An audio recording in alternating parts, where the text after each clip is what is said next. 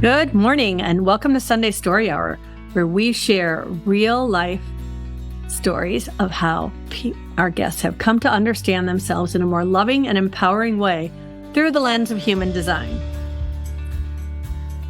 By knowing and trusting ourselves, we develop deeper, more honest relationships and unlock our true gifts. I'm Kathy Bashanko, and my guest this week is Linda Nicholson. Linda's a 6'3" pure manifesting generator, left angle cross of upheaval.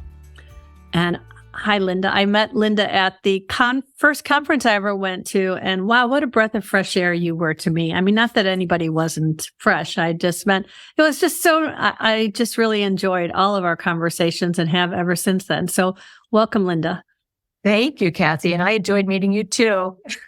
So one of the things that was most memorable about that conference for me was when on the last day, you and I went and had dinner, just the two of us. And we just had such a lovely chat. And it was really interesting to me to see how different some of your perspectives were on different things that I was learning about. And I think that's because you were the first person I met who had trained and studied and trained with Chetan Parkyn. Yes. That was really interesting. And I would just love for you to just introduce yourself a little bit and then go right into how you wound up finding human design. Okay. And, actually my story of how I found it actually is very, it's a good example of a sacral person, of how things happen in one step. So I'll be happy to talk about that. So I was a social worker for 36 years. I started as a direct care person and hit every rung along the way. And eventually the last 15 years, I was an executive director of a social service agency. We worked with people with intellectual differences and mental health issues. And when I stopped doing that, I was really looking for my new purpose. And especially knowing now with a completely open identity center, people that have an open identity center, we tend to yearn in a big way to find our purpose. And so I was yearning to find my next thing. And I was really focused on it. And I went on the Martha Beck website to get a coach to help me with it. And I wound up signing up for coach class. Martha had this little movie on her website that was amazing, where it's not there anymore, but she was dangling this little rock, and it was she said, "This is a lodestone or a lead stone." And the amazing thing about this is when it gets struck by lightning, it gets magnetized and it can be a magnet. And she said, so when people have been struck by lightning, by difficulties in life, by hardships, by losing a job, losing a relationship, something going wrong, we can become magnetized ourselves as we heal ourselves, and we can help other people with that same issue. And I watched the movie about 50 times, and then I signed up for the coaching class. During that, the way I found human design, in October 2016, I took a class on intuition with a naturopathic doctor from Canada named Tina Christie, an absolutely amazing person. And I got on her website list by some serendipitous way. And and this was when I was dying to find my purpose, I would get her emails and I would go, oh, I was so excited when I would get her. I had a real sacral response, although I didn't know it then. I was very excited to get her emails. So I always followed her stuff. So then she introduced this class. She was having a 6-week class on intuition. And she said, we're going to be using this amazing tool. It looks very strange, but wait till you see. It's so cool. It gives you so much information about yourself. So I took the class and I immediately fell in love with human design. I was fascinated by it. I wound up coaching with her for several months. And in the process of the coaching, I said to her, how did you learn this? This is amazing. So she had learned from Karen Curry Parker, but she suggested to me, being a sacral person, she gave me all the different trainers. And she said, I suggest for you that you look at everybody and you decide who gets you going and who feels right to you. So I looked at everybody, and I fell in love with Chetan. And everybody was very much a smaller group than it is. Everybody was a smaller group 2016, right? This is like now everybody would be like hundreds and hundreds. Yes, that is so true. It was a few basic groups back then, right? Mm-hmm. And I looked at who was training, and of course, I love Karen, and now I've taken classes with her. But at the time, I fell in love with Chetan watching his YouTube videos. I looked him up, and I felt very drawn to him and his wife, Carola, and they did the training. So I started the Martha Beck training in June of 2017. I started Chetan's training in October 2017. And then so I did levels 1, 2, and 3 with Chetan. And then we did the level 4 in person in California in 2019. And so and the reason why I say it's a good story about being a sacral being is that one of the theories is that you don't have to find your life, it finds you, right? But the waiting is really scary. It's very nerve-wracking. And that's where I was. I was in this place where I was so focused on finding my new purpose. But now that I know that especially people with an open self-center, we're here to let life show us. And especially being a sacral person, I realize now, like, one step, one step, one step. And it really does come when I'm ready and when other conditions are ready. So I combined both of them, the coaching and the human design.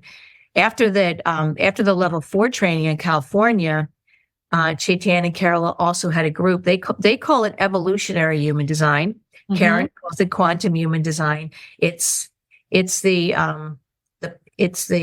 moving it forward into like really awakened, empowering language.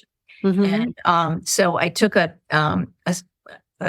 4-month course with Chetan and Carola on what they're calling evolutionary human design, which is adding in all sorts of like relationship things and the transits and how to do life path readings and all that kind of thing. It was so many things.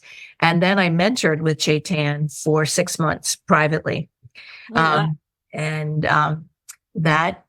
it's interesting. That was still going on when the pandemic started.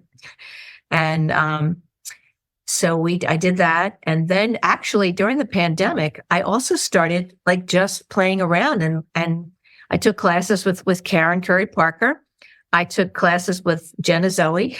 I took classes with Katie Irvine. Each person, and I got the Purpose Map by Christy, and I'm not sure if I'm saying her name, Ing. I've always said it Ing, but I don't know Ing. For sure if that's how you say it. I learned so much from every person. Of course, Chetan is my mentor, and I learned, that was my beginning. But I have to say, I've also learned each person has their own different way of saying things. And I'm always looking for like the most positive, most uplifting, because I really do believe that we're here to be a catalyst for other people. And I can see it happening when I'm with somebody. I can see that the wording we use. Chetan always said that when we're doing a reading, it's like a transmission with somebody. Mm-hmm. And he did say that certain gifts in the design are more empowering than others. Like he's got the 4323 channel. Mm-hmm. And when he would talk to you, it literally, like you could feel it in your body. When he would say, like, I remember when I first started the class, I was very depleted from my job. And I was telling him I was going to be getting a little bit of a break.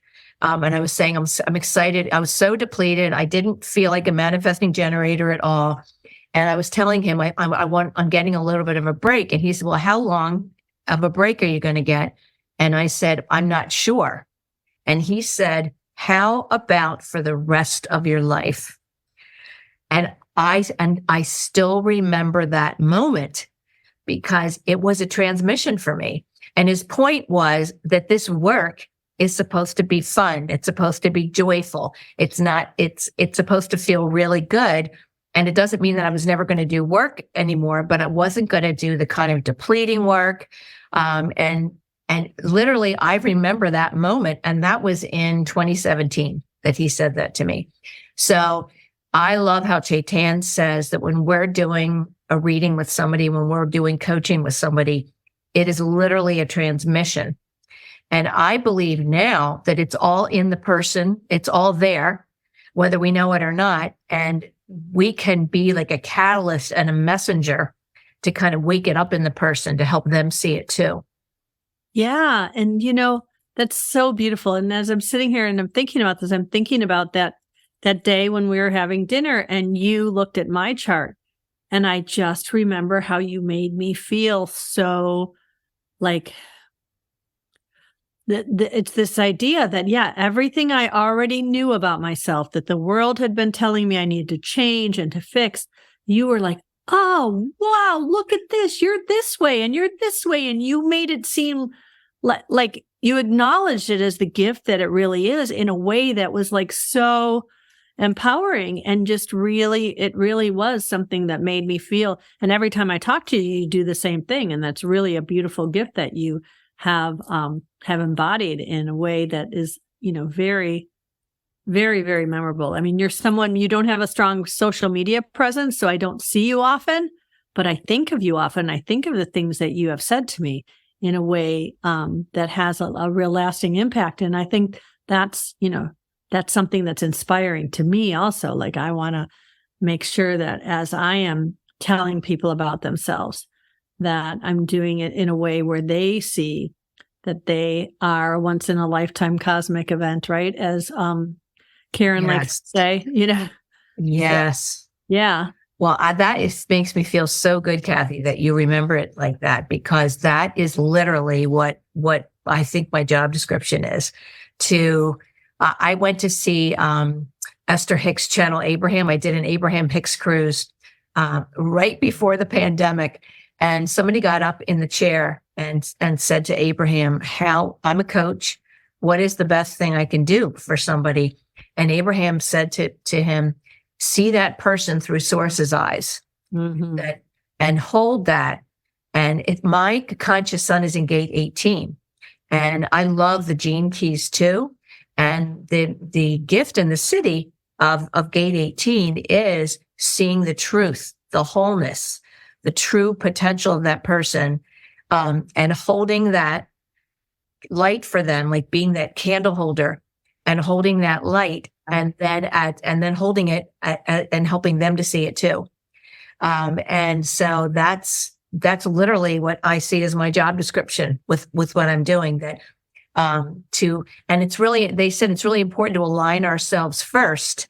Like, we've got to align ourselves in our own power first, because you can't help from frustration. You can only help from love.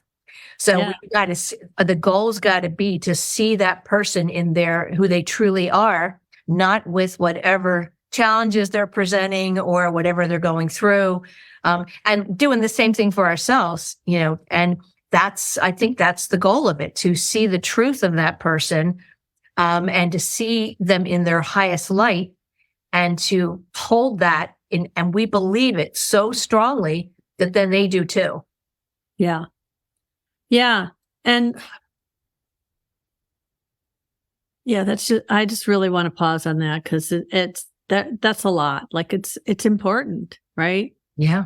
And, so many times people come to something like human design, whether it, because there's a lot of doorways to fighting yourself, right? And I always say that, human design is one doorway. And for me, it was the doorway that led to where I want to be headed. But it's not for everyone. And I think what's happening, though, is sometimes people are getting so trying to make it be something that it's not. Like, they want it to be the doorway, so they open the doorway, but then they don't know what to do, and so they're trying to make it be I think you, when we were talking, used the word prescriptive, right? They're trying to make it prescriptive. Like, okay, if I am a projector, so now what do I need to do? Oh, I just need to wait. Okay, I'll wait. And then somebody's going to recognize me. And then somebody's going to invite me into this great life that's somewhere out there, but I just have to wait. Boy, I'm still waiting. I'm still waiting. And then it becomes this like trap of bitterness, right? You get Yes. more bitter because, okay, I'm waiting. I'm doing what I'm told. I'm following the rules. Right? Yes. And it's just so sad to see these conversations that are happening about human design where people are saying, you did what? You can't do that. You're a generator. You don't have a motorized throat, or you're a projector. You don't have a defined sacral. You can't do that. And Yes. it's ridiculous the way people are using it to like keep people small when it's meant to help us to know that we already have the truth inside us, right? Yes. Well, here's what I would say about that. I think I told you, I follow Nick Polizzi of the Sacred Science. I just love him. And one day he had on his website, he had an email that he was in Hawaii, in the jungles of Hawaii. And he said they found this ancient kahuna prayer that stopped him in his tracks. Like he was like, wow, like he knew it was really important.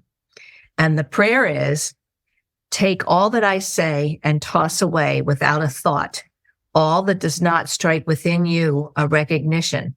For you do not learn wisdom and love. You only encounter catalysts to remember it, for it is all within yourself. Mm. And so Chetan always said that human design is a self-remembering tool. Yes. So the prescription thing is literally the opposite, I think, of why Ra channeled it into the world. Mm-hmm. It's meant for liberation. And it's interesting, you and I both have the gate of provocation in our design. So we are here to be a part of this. Like right. Part of what we're here for is to be part. And I think that's why it resonates so much with us, that this is about liberation, not prescription. Mm-hmm. So yeah, I mean, this idea of you can't do this, you can't do that. Anyway, because I also love how Abraham Hicks says, we never get it wrong because we never get it done. Because if we try something and it doesn't go well, then we've learned something, and we're never going to get it done because we're beloved eternal beings, and so it's worth a try. And so yes, there's certain things that I'd say when somebody tells you something about your design, for instance, with you being a projector, waiting, I think you go into that in how it feels to yourself. For instance, like, what does it feel to really be recognized and acknowledged? Like, who are the people that you really feel like see the things that come that are you think are important? Do the gifts come alive in you? Well, for instance, even that night when you and I were having dinner, I think like you felt that I was really seeing the truth of you and saying, wow, you've got these gifts. Like I think I told you this. Chetan said to me one time when I was mentoring with him, I would bring my charts. I was doing readings with people and I would bring my charts and he would help me like see things that I wasn't seeing at the time, which he sees so deeply, of course. And it was a projector who had that. I know I've told you this, the 4426 channel. And he literally said, a projector that has that channel can write their own ticket. And I was like, oh, like I actually feel excited in my body when I hear stuff like that. And then I couldn't wait to tell the other person, and I couldn't wait to tell you. Like, it is such a gift to be, you already are the seer and see people so deeply. And then you've got that, and so I get really excited about like people's gifts, and I get really excited about being able to tell them that.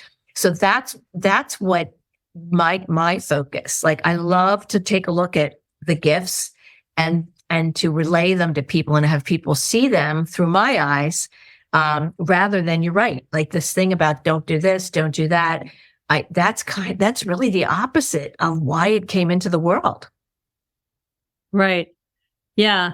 And so you spent 6 months with Chetan on a mentoring level. So I'm imagining that's less structured than when you were doing the training. It's more like, what do you personally need? That's exactly what it is. I mean, with him, he said anything goes. I could talk about my development, my issues. one of the things that I loved about what he taught me in mentoring was about how the gates tell a story. Mhm. And yeah, like Karen Curry Parker says, like it's like a Rolodex of 64 archetypes, and these are Right. yours, right? So it's that's one of the things that was kind of one of his specialties, that that the idea of the gates telling a story was a new concept to me. Mm-hmm. Now, like when I see a chart, again, it's very important to relay the basics. I know that, and he taught us that too. But I like to take a look and see. It fascinates me how the gates do tell a story about the person, and how, like, basically how he taught me is that all the other gates kind of support, like the sun, the top, like it all fits in together. It's also dependent on your type, like things that are challenging for people. It really does fit together as a story. And that was one of the main things that he taught me in the mentoring. He also gave me so much confidence, because I was doing readings then, and people were coming to me who were really experiencing certain challenges. Mm-hmm. And I really, I felt really responsible to make sure that I gave them the best I could. And he really helped me to feel good about that, and to say, he'd say, no, I'd say, oh, I don't know. Like somebody would come to me with all these issues, and I would meet with him, and I'd say, I don't know. Can I really do it this time? Am I going to be able to do this? And he would give me the confidence that I could do it. And he also helped me to see that the divine timing of it, that people were coming to me for a reason at that time. Mm-hmm. Now I call it the universal divine waiting room. And I just laugh and I have a smile with myself. Like each person that comes, they come at just the right time. Like sometimes I've had people, like somebody would buy a gift certificate for somebody and they wouldn't come for 8 months. And I just did a reading with somebody who he said, oh, I'm sorry it took me so long, to schedule this. And I said, absolutely not. Like, I think when the person schedules it is when they're ready. And, right. And so that's the people that come to each of us are the people that the universe is co-creating and bringing the people to us who need us at that time. That's what I think. Yeah. Yeah. So you said you got more confidence through all of this, but I'm wondering, what are the parts of yourself, and I didn't ask you this ahead of time, so I don't know if you've thought of this. What are the parts of yourself that you had maybe thought you were supposed to change, that by finding human design, you realize, oh, that's who I am, and you've been able to embrace? Oh, so much, so much. So I've got a lot of openness in my design. I only have 3 defined centers: my throat, my spleen, and my sacral. And I grew up with my sister has a defined ajna, defined self center. So I grew up around people with more definition.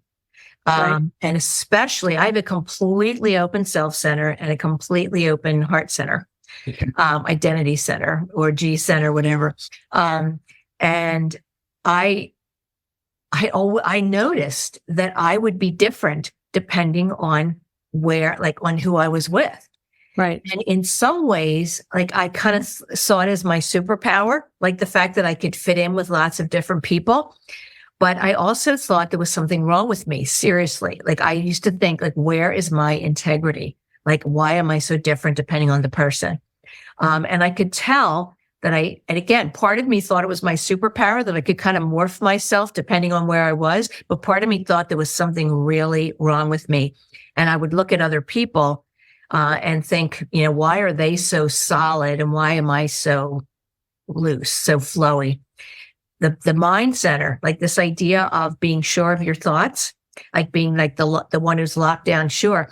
I used to have this fear of being called for jury duty, because I had this picture in my mind that I would be like that one person on the jury who created a hung jury, because yes. I couldn't make up my mind, because literally when I'm with a group of people, and I think you could probably relate to this too. It's okay, they made a good point. They made a good point. They made a good point. Right. And then to be feeling locked down sure all the time, I used to think like, why am I so wishy-washy? But now I realize that is not wishy-washy. That I think literally I'm built to be the one who's very open-minded, a flexible thinker.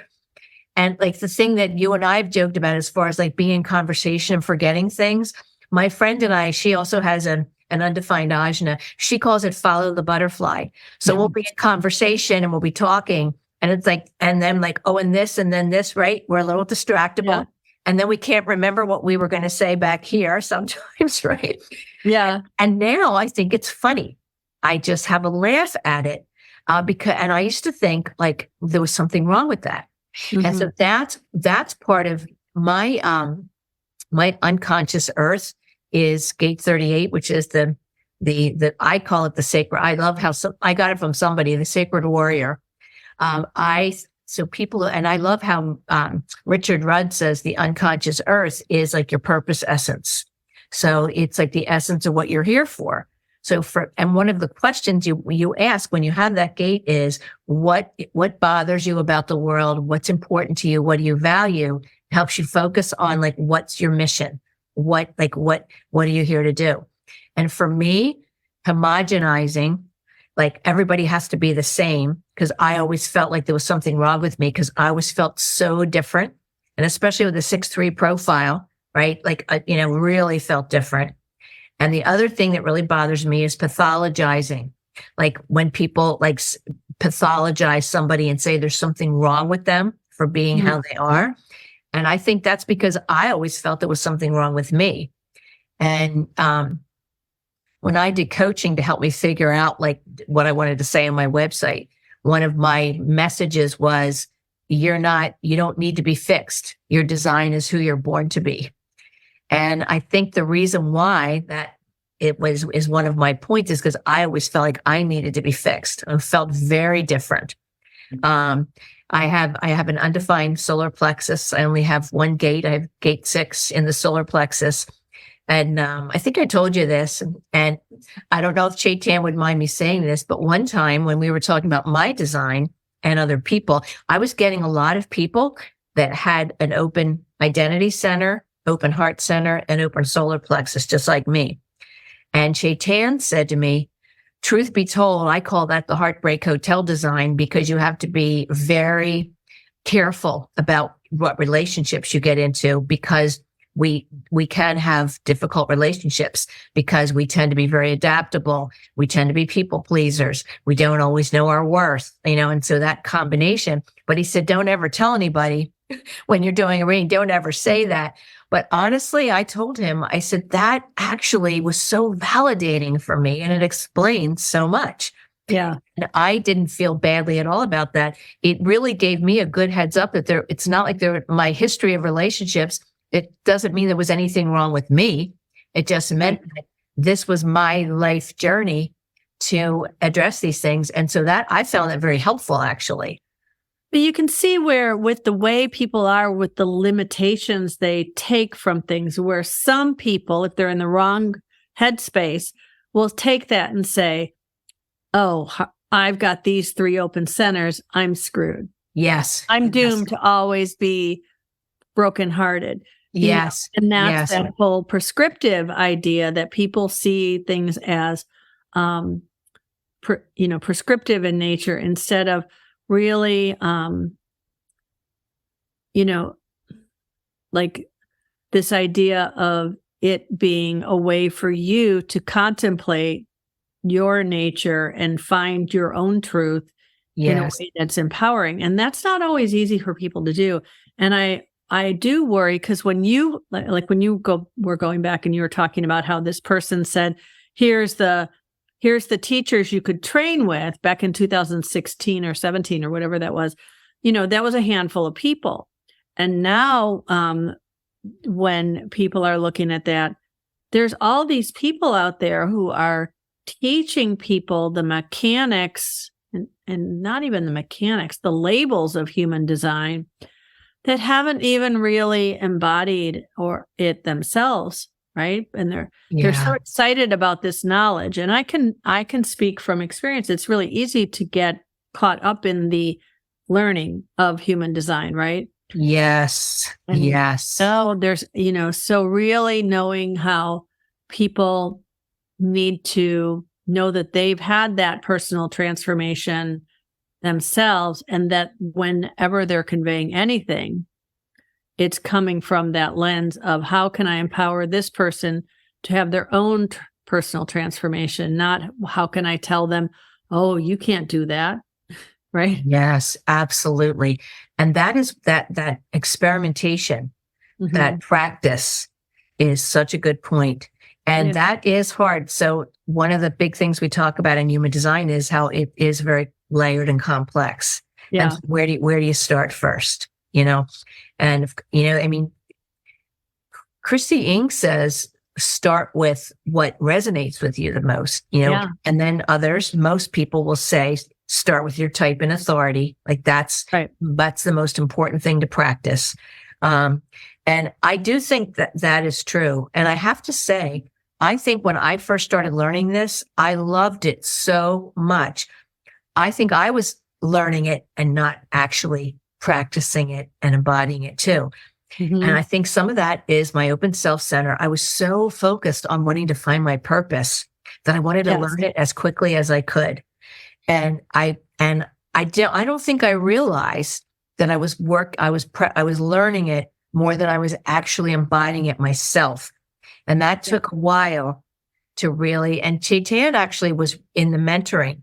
He would remind people to, and one of the things he was saying, when you do a reading, always constantly come back to type and authority, like use it in every single thing you describe, like to keep weaving it in, because so that's really important. And you're right. And actually, I had to really start taking a look at, because see, again, the making decisions with our mind, right? That's to even noticing when we're in our minds.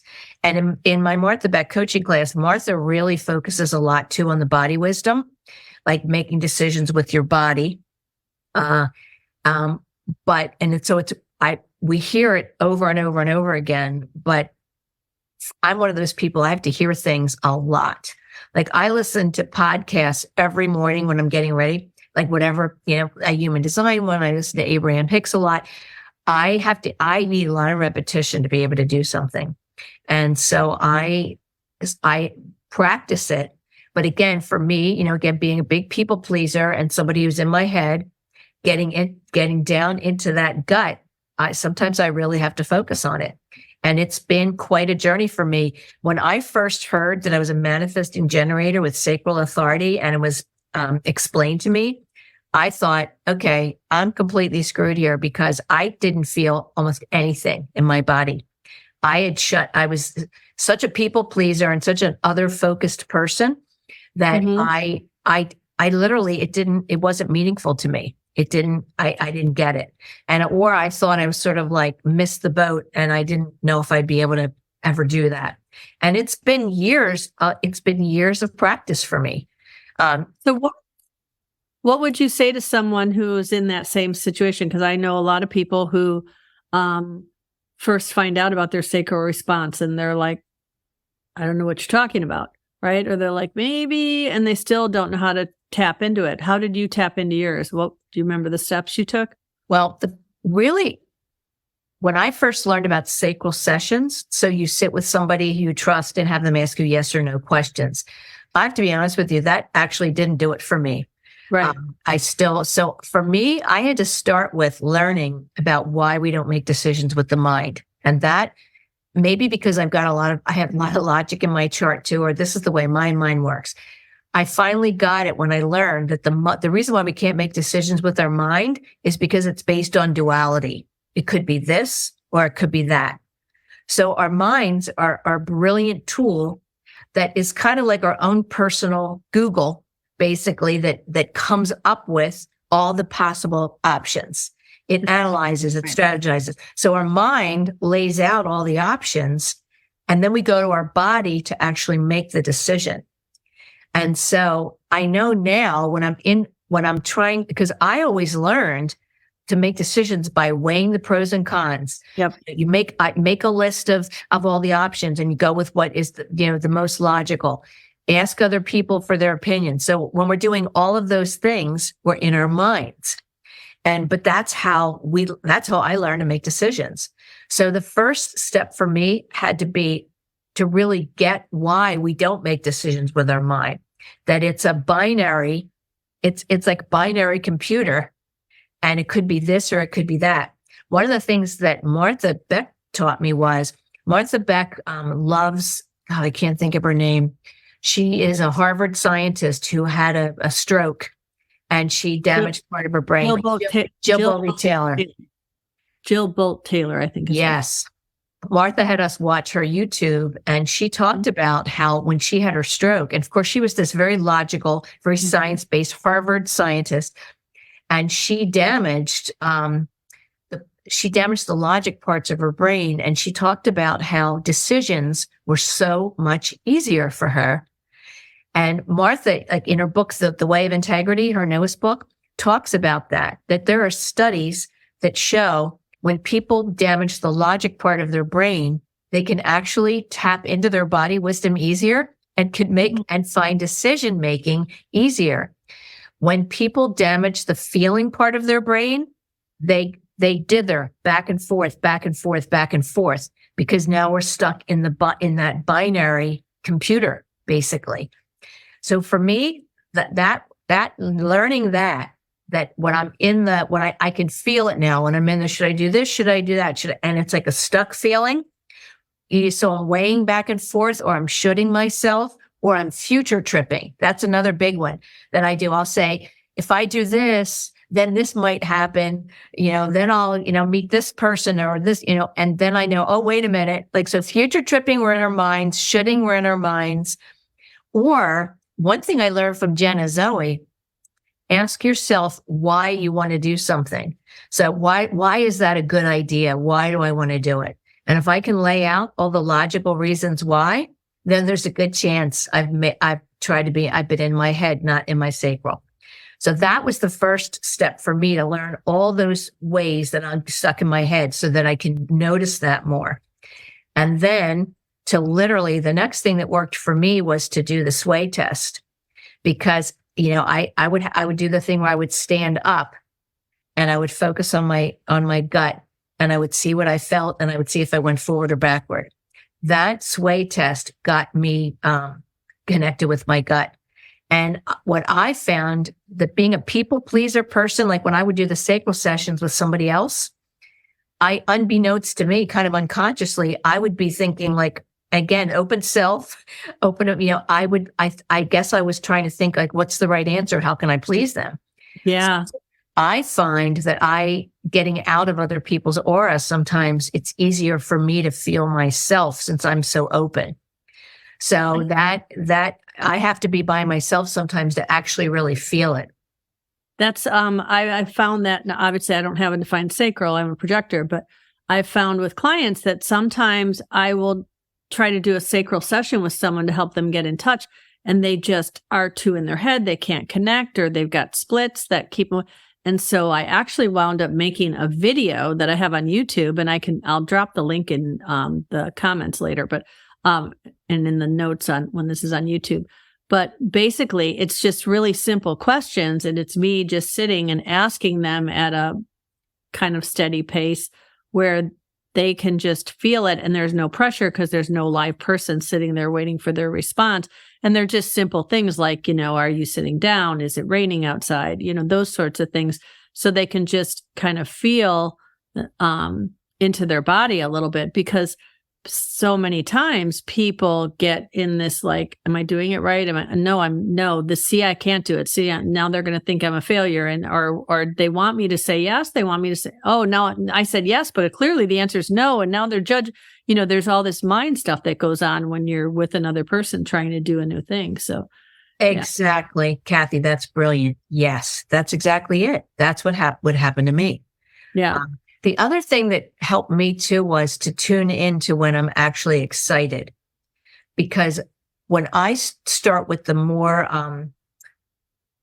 mundane issues, like that would be the more safe issues, I don't always feel that much. So I have to, I started noticing it when I would actually feel that like ooh, like I would start to notice like when I would like feel like interested. I think everybody's sacral response, or it could vary. It could be a little bit different.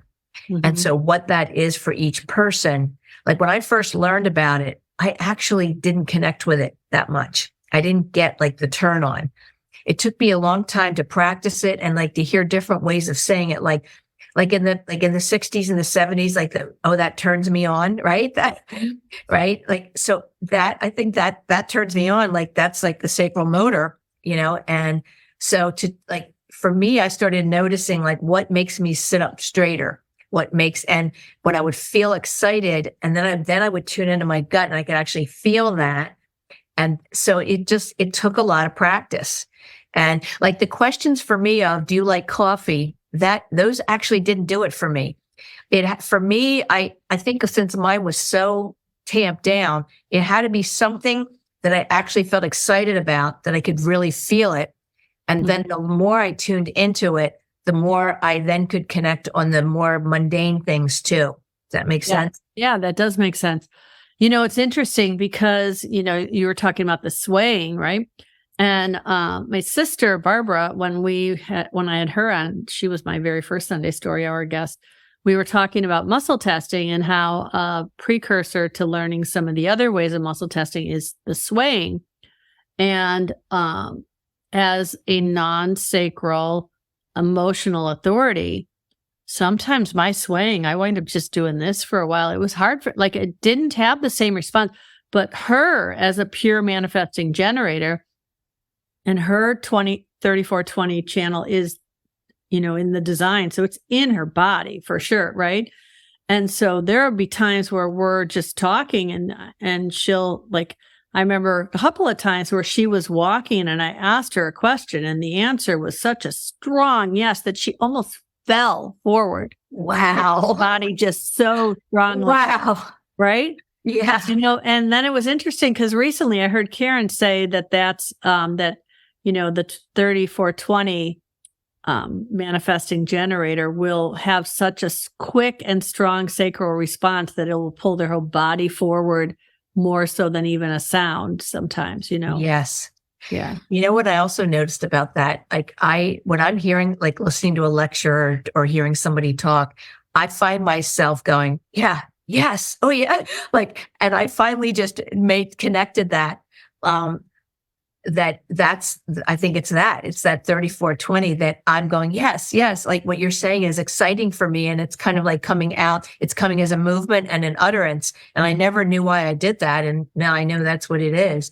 Right. It's interesting you're saying that about you and your sister, because in the coaching class, Martha was very big on gut, on following your gut. And I don't know her birth time, but I've done Martha's chart, and she does appear to be, I think it's a manifesting generator, if that's true or not. But anyway, then I would do readings with people who are in my coaching class, and people who are projectors would say, I'm just not feeling that gut thing that we learned in our coaching class.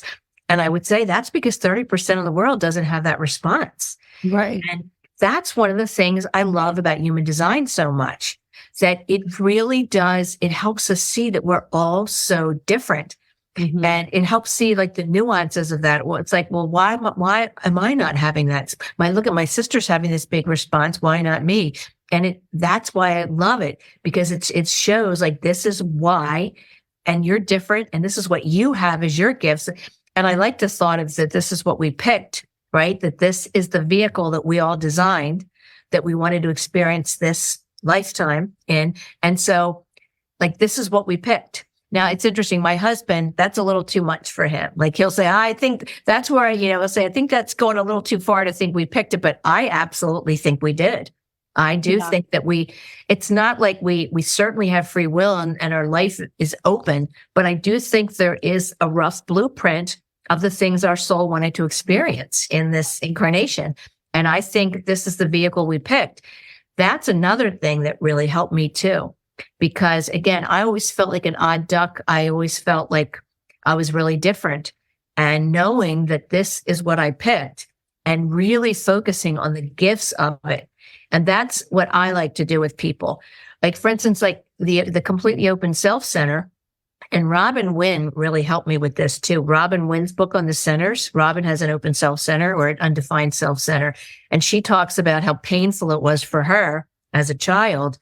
And when I read what she said in her book, I was like, oh my gosh, yes. And so that was really meaningful to me. And so it's this feeling like you watch other people and you think there's something wrong with you. But now I constantly remind myself of the gifts of it, of, being able to really see other people so deeply. So if I think if my job description is to be this person who sees the highest good in the person, sees the person through source's eyes, is here to be a catalyst to help them connect with that. Isn't it great to be this person who can see other people really, really deeply and step into their shoes and see, so I constantly remind myself that these things that I always thought were a problem about myself are gifts that I put together to actually do the work I did before and this work. And it really is it's such a relief up to the point of like actually feeling great about yourself it's like, no, these are, and so to remind ourselves of the gifts of all our, of whatever we've got. Right. And we can be conditioned anywhere in our design. It's not just open centers, right? One of the things I've said to you is that I think people with a defined heart center can be conditioned because you guys have this stability of your self-worth that many of us don't have. And I think that people can be conditioned because I think the rest of us can be a little jealous of that. And people have gotten conditioned, like, don't think so much of yourself or, whatever. So there could be conditioning anywhere. Yeah. Right. And so, and I know you mean the defined will, because I know defined will, word, will, ego, I know that, there's, but then I feel like there's been this thing that's happened ever since Karen Curry Parker started making the identity center, the heart shape. So now some people, and they both are about love and worth and all that sort of thing in a certain way. So I always just want to clarify that you're talking about the defined which one? Will. Yeah. Chetan, when he taught us, he calls it that does the crown. He called it the crown, not the head. He calls it the mind center, not the ajna, the throat center. He called it the self or identity center, not the G. Like different people call it different things. And so, you're right. Yeah. And he calls it the heart center. But it's interesting to me, it actually, the will or the ego center is more meaningful to me than the term heart. Because you're right, love is in the identity center. Yeah. Yeah. No, so, and that can be confusing. As someone with a defined will, and then I have my identity center connected to my throat with the 1-8. So I speak from a sense of who I am, and then I have this defined will. So I have often been told, and you and I were talking about this a little bit throughout my life, that I talk about myself too much, right? And then for me to see in my chart that that's how I am meant to empower other people through my stories of myself and my experiences and the way I talk about myself and use that in a way that empowers others. Now, there's been shadows of that it's not like I was always doing it in the best way and people just were telling me not, So that's the thing is like, okay, when we're expressing energy in the shadow, and again, that's a part of us. So we have to love the shadows too, right? Right. But not see that means we're not supposed to express that energy. There's just a higher way to express it. And that's where human design has been the gift for me is people will say, well, don't do this. Right. And they don't know that for me, that's like saying, don't be you. And then that's just like crushing. Yes. Yes. It's like, if you start to learn how to do it, like another thing, not to talk, I talk about my sister a lot because she's my person. But when I talk to her and she has an open will, and a lot of times I will speak in a very direct, certain, I think you need to blah, blah, blah. Like very almost prescriptive. And she'll have to and like she just right away, that's like a big wall, but she knows enough and I'll be like, can you say that a little bit more gently? And Yes. when I realize, okay, I can still speak from what the same place, but with words that aren't so full of who I am in this like. Some of that too, I think it's it's energy. Okay.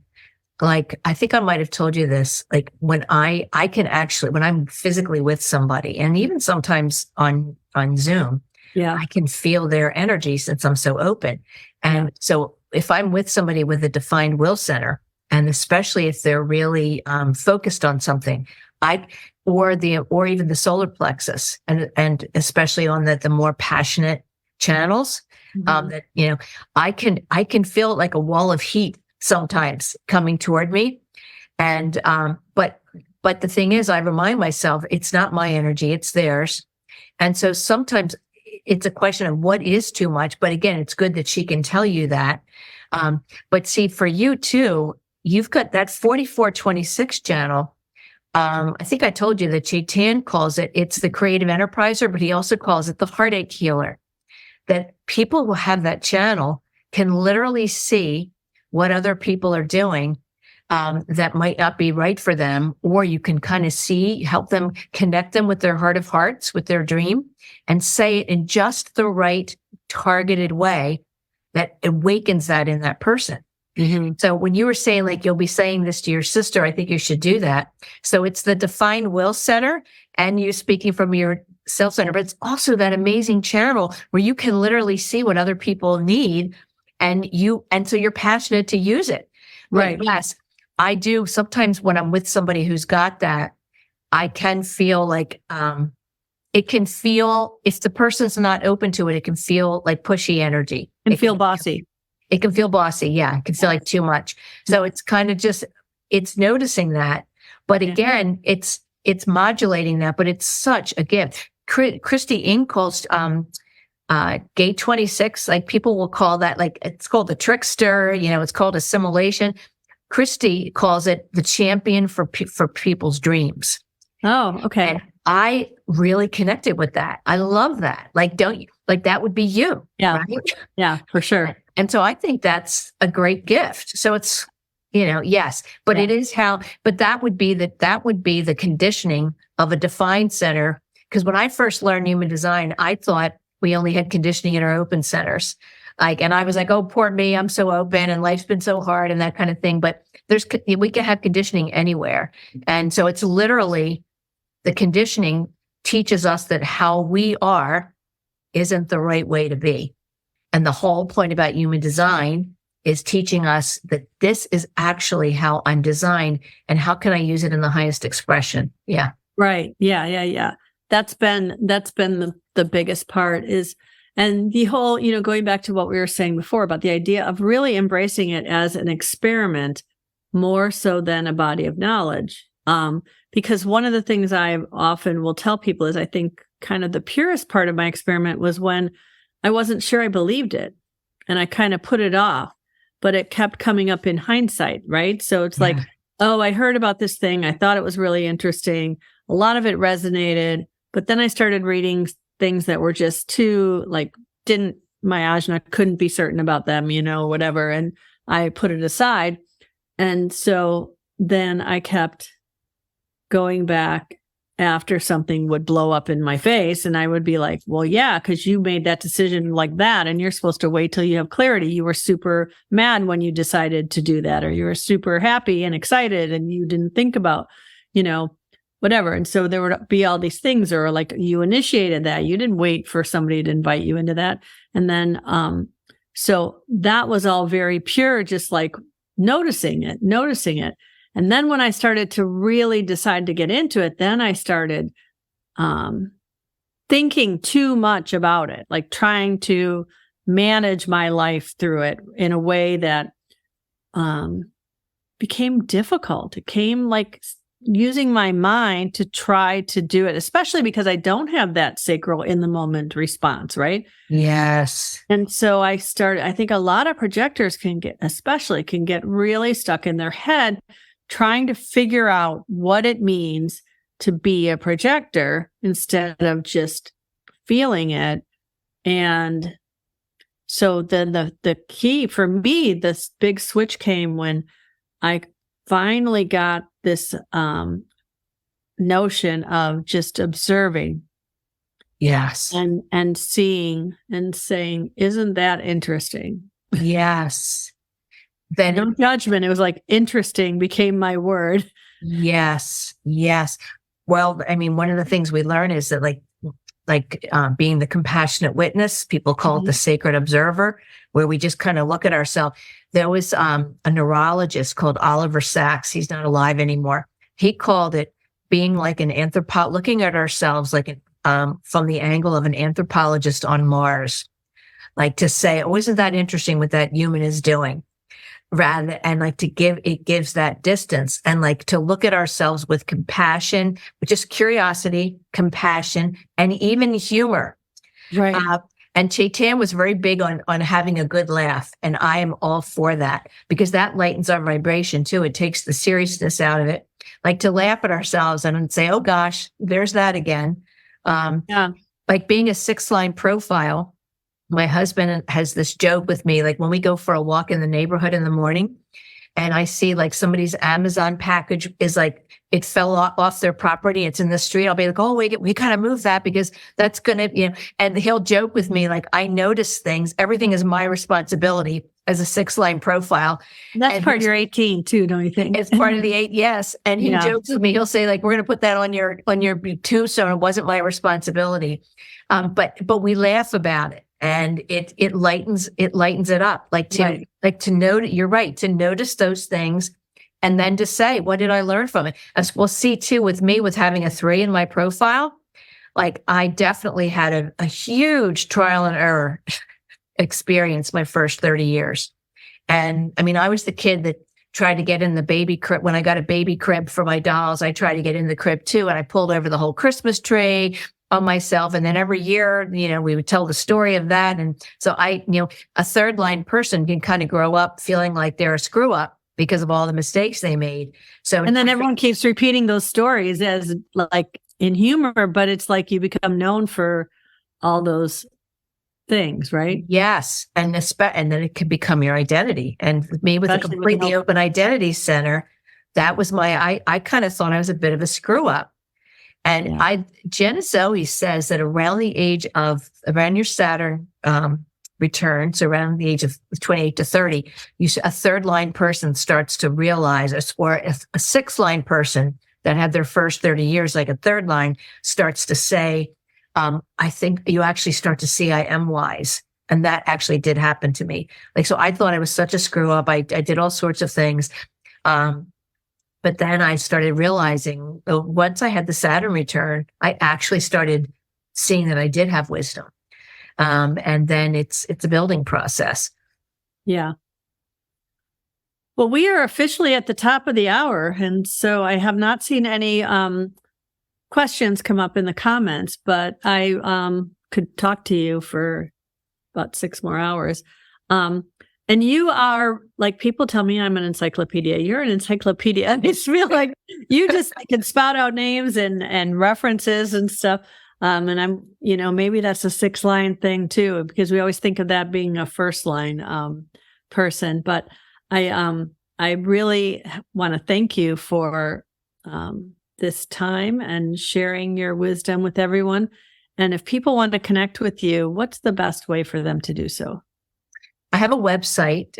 My practice is Design Your Life Coaching, like combining the human design and coaching. And that's my website is designyourlifecoaching.net.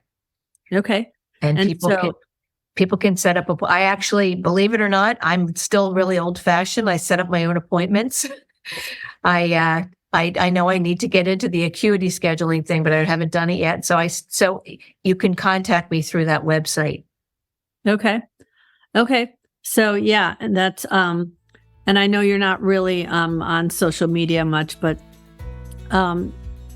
we'll put that website in the comments. And then if people want to reach out to you, the contact information is on the website, right? Yes, it is. Okay. So I want to thank you again. And thanks to everybody who joined us live or on the replays or on YouTube. And every week we share stories of how my guests have come to understand themselves in a more loving and empowering way through the lens of human design. How you think and speak about yourself matters. Human design can show you the reframe of not only your own story, but the story you tell yourself about your relationships. If you're ready to start living a better story, I'd love to help guide you through the process of embodying who you came here to be. And to work with me, you can set up a free discovery call at my website, which is kathybashanko.com. So thanks again, and peace out, everyone.